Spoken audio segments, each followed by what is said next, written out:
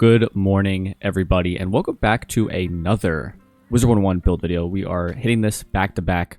Last week was my life solo build video, and today I'm showing you my death solo build video. This is the other build that I was talking about in that video. So I guess we'll just get right into it and look at the stats. If you watched my life solo build video, you'll know that I have 3 field markers that I try to hit for a good solo build. That is 200 damage, perfect accuracy, which for death is, I believe, 20. Yep, it's about 20, and then 15 for your regular spells, and then also 100% pip chance. Now, some other subtle field markers is just high resist. And this build gives you 60 with 72 to storm if you use a pin, and then also having a lot of pierce, because pierce is a very important stat nowadays. And also this build gives 12,000 health, which is a pretty good marker as well. Not as high as 15,000, but 12,000 is still good enough, especially for death where you're going to be draining and doing everything like that. So without further ado, let's just get into the gear. So I will say this one is a little bit more boring than the life solo build. It's pretty straightforward.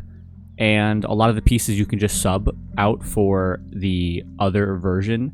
But I chose these ones specifically because of the cards that they give are just more beneficial or to what I'm going to be doing. And I know that Darkmoor was announced, and I'll probably get around to playing it, but not when it drops because I probably won't have a membership at that point. But these are the builds I'm going to be using to solo that new content. So first up is the Avatar's Crown of Payback. This is the Death Selenopolis hat. And the reason I use this is just because it has a balance blade. The stats are pretty much the same as the Reaver gear, but the spells are different, and I just think that the balance blade is better. And this is where I have the shield pin, which is what gives the extra 12 resist to storm. For the robe, similar situation, I'm using the Avatar's Armor of Payback. Again, similar situation, it's the same exact as the Reaver gear, but it gives a different spell, and this gives an item card Spirit Blade, which is a pretty unique spell. For the boots, it's a little bit different. I'm running the Fell Dream Reaver boots, and that's because it gives a trap. This is a unique trap. It's a 35 item card trap, which is just another unique buff you can use. And I mean, I guess nowadays you're not really using that many non-feint, non-blade buffs, but it's still, if there's a blade cheating boss and you can only use traps, then it's pretty good. And again, the stats are just the same as the Avatar boots. For the wand, this is one that I'm just using by happenstance because this is what I have. I'm using the Avatar's Chakram. I got this dropped when I was farming, and it does have a tier jewel, which we're getting into the section where I talk about jewels. And on my life solo build, I use the item card Feint. And the thing you should know about the feint is that it doesn't stack with your other feints. It's a normal 70 feint, but it does not stack with the regular feint. However, it is different because it is a balance feint. So it does sometimes bypass feint cheats, and usually in the wiki, it'll be stated if the balance item card jewel feint will not trigger a cheat. So it is still useful. I just think for the 12k health, I want the 148 health. It's a dumb, silly reason to want the health jewel over a feint jewel, but I like seeing big number because big number equals better person. Otherwise, you could use something like Nightmire if you have it, but this is a Crown's item, so I wouldn't recommend it. Or you can obviously run the Reaver wand. For the Athame, Amulet, and Ring, similar situation as the Life Solo build. It's just Reaver, Reaver, Reaver down the line. The only thing that's different is the jewels. I'm using the Potent Jewel on the Athame, 2 Pierce Jewels, and then the health. Amulet, I'm running Pierce and Accuracy. On the Ring, I am running the Sharpen Blade, Damage, and then health again. And this just gives you a bunch of health. It's like 1300 health, 18 Pierce, and an extra 11 damage, as well as the item card Sharpen and item card Potent, which if you remember like the Dragoon days, this is why the Dragoon boots were so good. It was because they gave an item card Sharpen, which was just a huge unique buff that you could get. And so this gives you an entire new feint that you could use. I will say though, from the minimal testing I've done, this item card Sharpen does not stack with the enchanted armament, or I think it's like a unicorn or a pony or something like that. There's another pet that has an item card Sharpen. They do not stack. For the pet, this is where you can kind of get creative. I'm just running my typical quad proof mighty pet. This is one of the first pets I had on this account, and I just like it so much, but I am working on others. This is one I'm working on right now. If it gets Pain Giver at Mega, then I'm going to get it to Ultra and stock at Mighty, and then it'll be a quad damage breaker Mighty, which will give me 4 extra pierce and keeping my high damage. And I just lose the 11 resist. Another fun one I'm working on is this one. This one has Proof, Vengeful, and item card Dark Pact. I also want this one to get Willcast Hex. It's just a fun few extra buffs for team play. But ideally it'd be like Proof, Defy, item card Dark Pact, Willcast Hex, and item card Feint.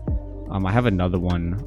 I believe I have it on this character with that Feint. Yeah, right here, the Feinting spell. So like Defy and Feint would be ideal for this pet. But again, for the solo, this is all you need. You could also run triple double. You could run triple damage, double resist breaker. You could run triple damage proof breaker. It's kind of just an amalgam of those sort of talents to maximize your resist, your damage, and your pierce. For the mount, it doesn't matter. I'm just rocking whatever mount I have available because I don't have any stat mounts. But you could run something like the Corsair that gives the extra pierce. You could run Gulcher for the damage. You could run Frillasaur if you have the Frillasaur pet. You could run that combo to get the extra damage. And that'll just help you get closer to the stat cap so you could focus more on pierce. But I don't have any of those. I'm not going to invest any money into those, so I'm just rocking what I have. And finally, for the deck, I am running the Reaver deck, and this gives a Circle Jewel that I put damage on. And it gives another unique blade that some people might not have, and this is really good for Death and Myth. I don't really think you're going to be seeing Ice hitters, but again, if there is an instance where you have an Ice hitter, you can also use this blade for them, and it'll just be something unique that they might not have stacked on them. And I do have a backup because I do like switching between decks, but this one doesn't have a jewel on it yet. And that covers the build. I'll show you the stats one more time, and then I'll get into where every item is farmed. So again, 12k health, 232 damage, which is really close to the stat cap.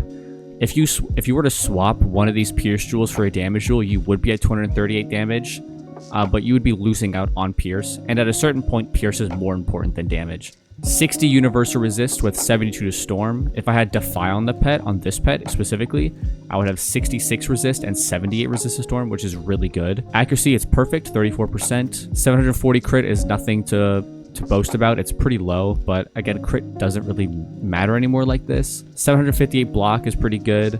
47 Pierce is decent. You'll almost get through an entire tower shield, but most mobs you'll probably pierce through all of their resist. 840 pip conserve, it's pretty decent when you're going to be doing stuff like feints or dark packs or plagues. It might be pretty useful to get that extra pip back. And then the 100% power pip. And then shadow pip is base, but I mean, it seems like shads are changing, so I don't know what the hell I don't know what's going on with that.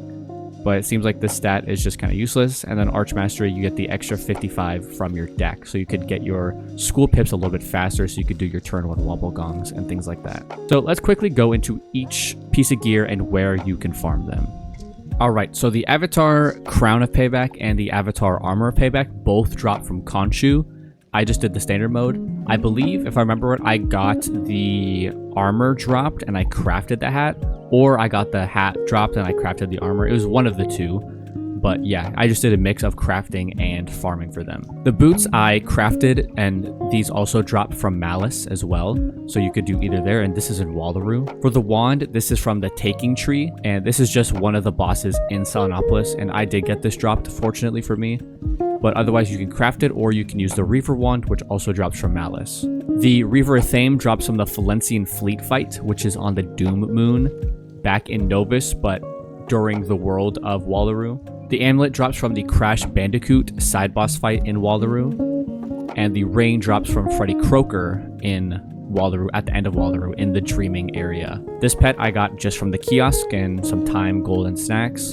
Mount doesn't matter. And then the deck I got from Mr. Montgomery in Doom Moon as well. And yeah, that about covers all of the gear and everything. This is the setup I'm going to be using for Darkmoor when it comes out and when I get to it.